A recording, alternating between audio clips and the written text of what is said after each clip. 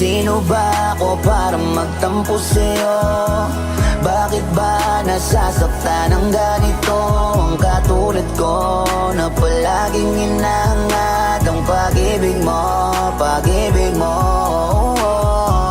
Bakit kailangan ko tong maramdaman? Wala naman ako sa iyong karapatan. Dahil kaibigan lamang, kaibigan lamang. Wala kang kasalanan, di mo kasalanan. Bakit nasasaktan ako? Di naman tayo, di alam itong nararamdaman. Di na nga na maging tayo, kaso lang malabo.